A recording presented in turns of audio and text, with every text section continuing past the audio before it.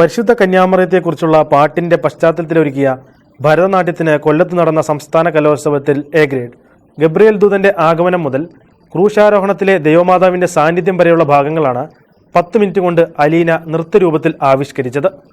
കോഴിക്കോട് മലാപ്പറമ്പ് ബിനു ദീപ ദമ്പതികളുടെ മകൾ അലീനയാണ് പരിശുദ്ധ അമ്മയെ കൂട്ടുപിടിച്ച് മത്സരവേദിയിൽ തിളങ്ങിയത്.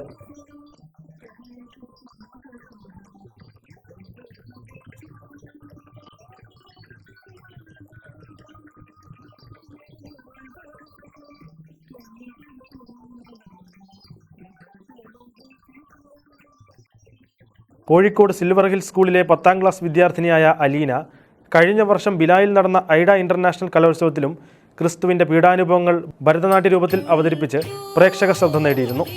കഴിഞ്ഞ 8 വർഷമായി ഡോക്ടർ ഹർഷൻ സെബാസ്റ്റ്യൻ ആന്റണിയുടെ കീഴിൽ ഭരതനാട്യം പഠിക്കുന്ന അലീന വിശുദ്ധ ബൈബിളിൽ നിന്നുള്ള ഭാഗങ്ങളാണ് ഭരതനാട്യത്തിൽ അവതരിപ്പിച്ചിട്ടുള്ളത്. ഈ കഴിഞ്ഞ സ്റ്റേറ്റ് സ്കൂൾ കലോത്സവത്തിൽ ഭരതനാട്യം, മോഹിനിയാട്ടം, കുച്ചിപ്പുടി, ഗ്രൂപ്പ് ഡാൻസ് എല്ലാത്തിനും എ ഗ്രേഡ് ഉണ്ട്.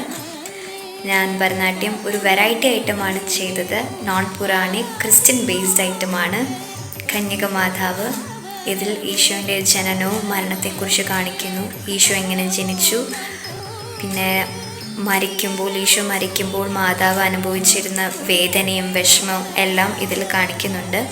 ഇതേപോലെ ജീസസ് എന്നൊരു ഐറ്റവും സാറ് ചെയ്തിട്ടുണ്ട്. അത് ഞാൻ പെർഫോമൻസായി ഉദയ്പൂരിൽ ഒരു ഇൻ്റർനാഷണൽ ഫെസ്റ്റിവലിന് ചെയ്തിട്ടുണ്ട്. അതിൽ ഈശോൻ്റെ മരണത്തെക്കുറിച്ച്, ജനനത്തെയും മരണത്തെയും കുറിച്ചും അതിനകത്ത് കാണിക്കുന്നുണ്ട്. ഭരതനാട്യം കൂടാതെ മോഹിനിയാട്ടം, കുച്ചിപ്പുടി, സംഘനൃത്തം എന്നിവയിലും അലീന എ ഗ്രേഡ് നേടിയിട്ടുണ്ട്. ഏഞ്ചൽ, റോസ് എന്നിവരാണ് സഹോദരിമാർ.